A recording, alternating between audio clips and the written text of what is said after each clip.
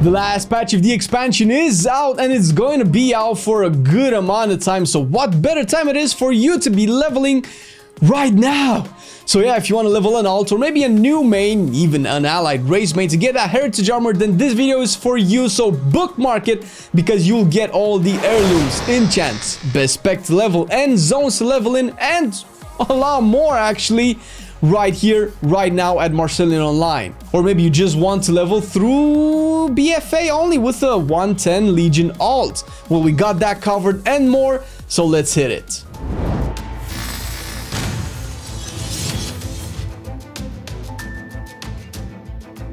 Before starting off, a quick shout out to Desmephisto. He literally provided us with all the information you see here in the video, and we couldn't have made it without him. He was an integral part of this guide, and we have some cool things for you regarding this Mephisto at the end of the video. Meanwhile, starting up, you'll need a few add-ons to make your life better. Azeroth Autopilot is probably the best one you can have, and the one that will make your life the easiest. This add-on essentially guides you to what quests to do, where to do them, and what zone to tackle next. Usually just this add-on would be enough, but there will be some deviations from it here and there to optimize your time even more. Handy Notes is another good add-on that will prove useful the higher up you get in levels. Handy Notes will show you treasures and rares on your map depending on the expansion you are in and zone as well. Killing rares and looting certain treasures will award you with big chunks of XP. Sometimes it's better to go out of your way to farm them actually, but more on that later. At the very least, if you come across either one, spotting it on your map, then you can take a 10 to 20 second detour and pick up that rare or treasure for some chunky XP. Lastly, Zone Quest Abandon is another add-on that will prove helpful. Sometimes due to XP buffs, rested XP, and other external sources that you might or might not have, your level will start to desync with the zone and you might need to transition to a new zone quicker. You will be left with a whole bunch of quests sometimes, so it's better to abandon all of them efficiently. It will save you time and stress, since manually clicking 10 or 20 quests over and over again can become very tiresome. There are other add-ons out there that can improve your gameplay, leveling experience, and overall provide you with a sexier UI to make your time spent feel smoother. We also have an add-on video you can check after you are done with this one. Each race and each class have certain benefits that will aid you in leveling. We won't go over them because we assume you picked your race and class for personal reasons and preferences, but we will recommend the best leveling spec that will provide you with the highest speed. The difference can be in speed, quality of life, or even the fun aspect. If you don't find the specs fun to play, then feel free to use another one. It's not difficult to level, but it will take some time, and making it tedious, at least more than it has to be, is just counterproductive on the long run. The only special mention here is that Guardian for Druid seems to be the best option until level 110, at which point you should swap to balance. There are a whole bunch of heirlooms in the game right now that will improve your leveling experience. They can simply be rare quality items that improve your character's power and reduce the time it takes for you to kill shit, hence reduce the time it takes to complete quests, and some that add on top of this a decent XP gain buff. Heirlooms can be pretty expensive to get on a new account, and if you cannot afford all of them, try to get the XP buff ones at the very least. What's important is that you get the proper heirlooms for your character, since the main stats they provide is crucial in actually giving your toon some proper killing power. After main stat, crit will fare better than the other secondary stats, so keep that in mind. The headpiece can be bought from the guild vendor present in the capital cities of Orgrimmar and Stormwind. It costs 500 gold and you need to be friendly with your guild as a requirement. This shouldn't be too difficult to attain if you are already in a guild, and if not, joining a social one that keeps sending invites just to get these heirlooms will be way worth it. The same conditions apply to the cloak heirloom as well, as so while you're here, make sure you pick this one out as well.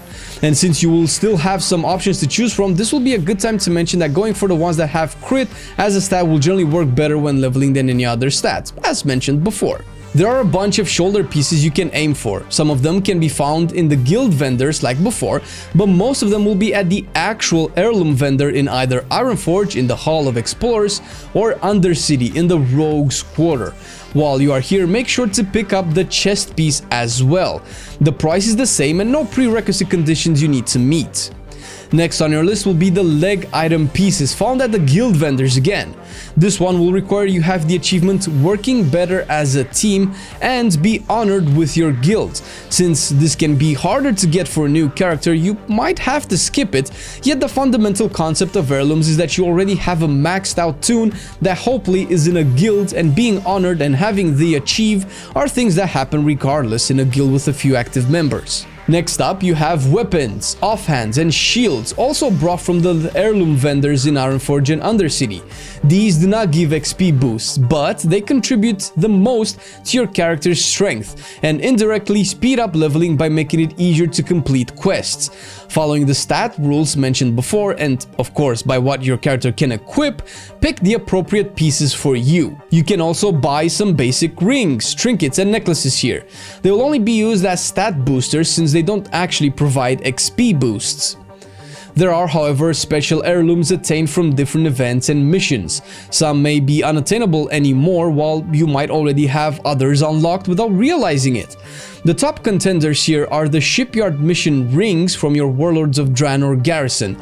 These have a bit of difficulty to them, and we included a link down below the video that you can check at how to obtain them if you are curious, since they do provide you with XP boosts. Another worthy mention is the Defending Champion trinket from the Gurubashi Arena event that rewards you with more XP from Battlegrounds.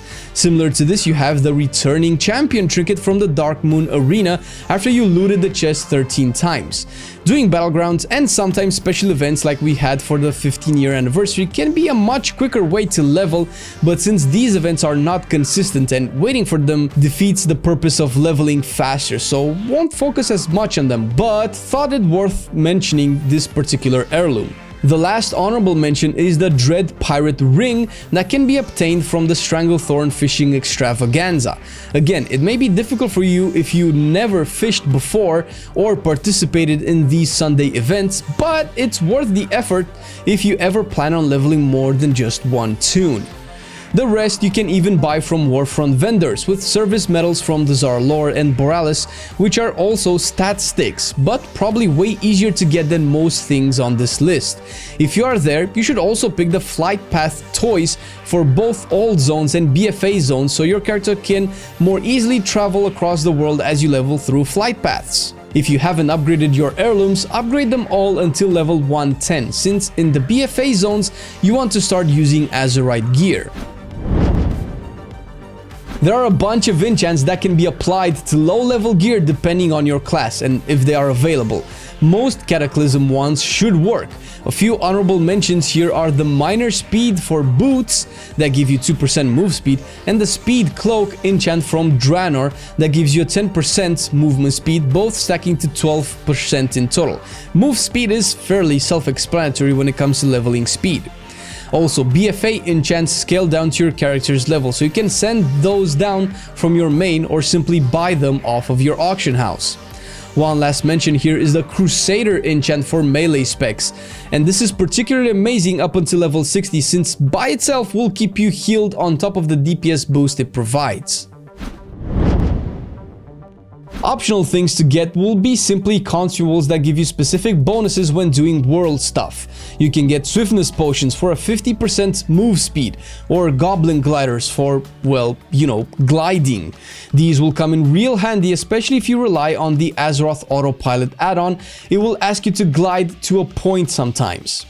Gun shoes are also good for bursts of speed and also work on water, so there, you have been granted divine power! And speaking of water, for those pesky underwater quests, you can get Shimmer Scale Diving Suit for a 15-minute 100% move speed underwater buff.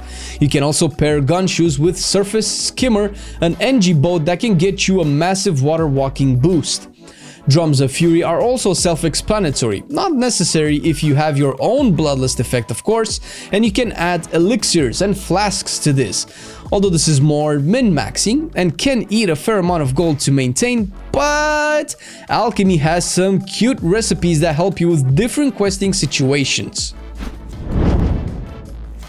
The only thing you'll probably do on your own is aim at getting to level 20. You can do that in starting zones since they were all made to be easily completed. Of course, if you are playing an allied race, you will start with level 20 to begin with. This is true for both Horde and Alliance. The Alliance path from 20 is fairly straightforward. Following the Azeroth Autopilot add-on will net you the best results as of recording this video. You will want to start from Red Ridge Mountains, then move towards Duskwood, followed by Stranglethorn Vale. Once you are done here, you will find a portal in Booty Bay that will take you instantly to the Western Plaguelands. Then move on to Loch Modan and lastly Wetlands. The add-on will naturally guide you from zone to zone, and depending on the buffs you will have, you might end up at level 60 without finishing or maybe even entering Wetlands. When playing Horde, you can still follow the Azeroth Autopilot add-on if you want to keep things simple.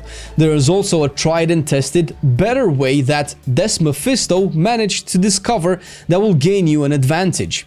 You want to start in Ashenvale with a "we are here to do one, maybe two things" quest. Then enter Stonetalon Mountains and follow the series of quests here. It should be fairly straightforward. You'll find rares and treasures along the way, and you might want to tackle those as well. Mephisto provided us with a neat little map of the route you will be taking as you do the quests, which end with you transitioning into the Northern Barrens. Once you get to the Northern Barrens, follow this path and pick up and do all the quests you encounter until you reach Desolation Hold. Once you are there, pick all the quests except the one that asks you to look for the operative. Continue on this path until you end up in the Dwarven Compound, finish everything else you have, and this would complete the zone. Next up, you will move to Dust Wallow Marsh, again following the pathing Mr. Mephisto provided for you. The quests will also be done fairly straightforward since most, if not all of them, will take you through a steady path and you won't have to zigzag a lot. The one quest you should avoid since it's a waste of time is the Zappy Slime quest or Corrosion Prevention. Other than that, the main goal in this zone is to get level 40. If you follow the path, the quest will set you on, or from the map of the zone we showed you, you will eventually get 40 without too much hassle, and as to where to go, what quests to pick up and such. Once you are 40 and learned epic riding, go to Ajara. The first hub of quests will get you to kill night elves, collect wood, operate shredders and such. The end point will ask you to kill the elite tree, which you can do normally or by operating a shredder, your choice. The quest will send you to the next hub and you want to pick up and do everything until you reach a quest asking you to head back to the lake and listen to the NPC's backstory. Once you reach this point, head to Undercity. Move on to the Silver Pine Forest, and here you can actually follow the Azeroth Autopilot add-on all the way down to South Shore, where you should get level 60. There are a few mentions here. You'll get a lot of quests that intersect with each other as always, so good to remember to pick them up from quest items that drop, and also you can check these maps and see a few of the rare spawn locations in case Handy Notes does not show them for you. When you cross paths with them, make sure to give them a whack. Once you ding level 60, regardless of faction, you want to go to Northrend and start with Borean Tundra, followed by Dragonblight, Grizzly Hills, and Zul Drak. Alliance has a bit more XP bonus on war modes, usually because of faction population, so it's likely you'll get by faster than Horde. Ideally, you will do around 70% of Northrend quests and storylines as Alliance before you get to level 80, and maybe 80 or 90% if you are Horde. Here you will do very well to follow Azeroth Autopilot, and as always, here is a quick map of some rare locations so you can cross them off your list if you ever find yourself near them. Once you get to level 80, you can start by heading to Mount Hyjal and do everything you can here. Once the zone is complete, head to the Jade Forest until you reach about level 88 or 89, at which point you can move on to Kunlai Summit and easily do quests until you reach level 91. There will be loads of treasure you can loot, so make sure you have Handy Notes installed and ready, especially from here on out. Again, following the Azeroth Autopilot should be efficient enough. Once you get to 90 or 91 if you stuck in Conlight Summit enough, you can start the Warlords of Draenor leveling session, which will probably be the easiest 10 levels to get. Do not skip the intro questline since it's a major XP bucket. Using gunshoes and gliders here will speed up walking times anyway. As Horde, you will start in Frostfire Ridge, and as you progress your garrison, do not build your barracks. Instead, pick up 2 accelerated learning potions, fly around if you have flying, quest and pick up as many treasures as you can by following this route, which will also take you through about 3 bonus objective zones. You should be 94 before moving away from Frostfire Ridge. After this, you move to Gorgrond, and here is the way you want to do it. You follow the add-on and pop one of the XP potions. In the first hub, select the arena building, and as you quest, don't turn in the quests. Use this map with the little black stars as markers to where you want to use the arena abilities, so you can complete the Prove Your Worth quest. You will come across bonus objectives. Do them all the way to 99% completion and leave them like that. Once you are done with the zone, you want to have as many completed quests and almost all completed bonus objectives. If you do these in one go, you will use your first XP potion to the max and then pop your second XP potion, turn in all the quests and complete all the objectives. This can easily get you past level 100, even up as far as 103 to start the Legion expansion with a big level boost. As Alliance, you start in Shadowmoon Valley and follow this route right here.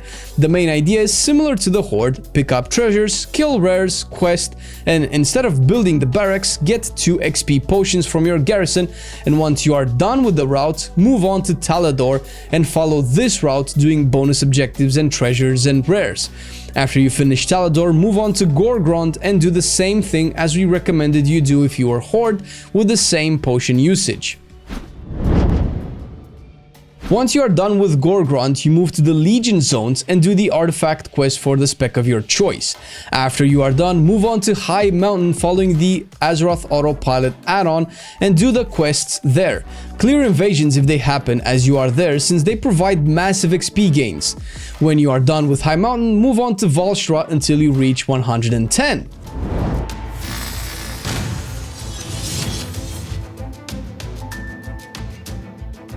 Once you reach the BFA zones, you should probably ditch the Heirlooms since they don't scale as well as far as questing is concerned. The lack of stats that you sacrifice by not having Azerite and the lack of power traits give you, both offensively and defensively, will be worse than the bonus XP gains. This is as far as helm, shoulder, chest and neck pieces go. The actual routes you will take in BFA are nothing exceptional. As Horde, you want to start in Zuldazar, follow it up with Vol'dun and finish in Nazmir. For Alliance, the best route starts with Tiragard and you only want the main quest only.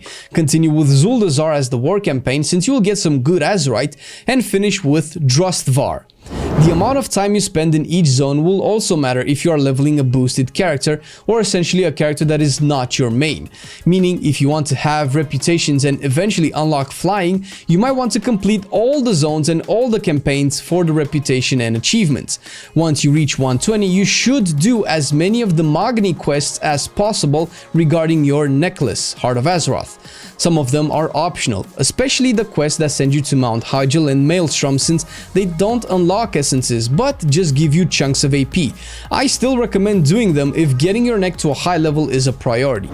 Once you unlocked your essences with the Nazjatar intro questline, you can start doing the 8.3 questline Visions of N'Zoth. It's important to have essences unlocked since progressing through the 8.3 storyline will give you more essences to use. If you want more details about the 8.3 guide and catch-up gear and generally how to tackle the content properly, we have an 8.3 guide that will walk you through everything you need to know currently. Down in the description you will also find information about Des Mephisto and his speed leveling Discord channel. The information we included here doesn't have all the details since the video is longer than my dad's disappointment list, but you can find ways to cut corners by checking some of Mephisto's work we linked down below. And of course, visit the big man himself and say hi! He does leveling streams with a charitable focus towards autism causes, a really nice and admirable thing to do. Not to mention that everything he does in getting this information out is out of his pure desire to help people out. Really awesome dude. I just watch Netflix in my free time.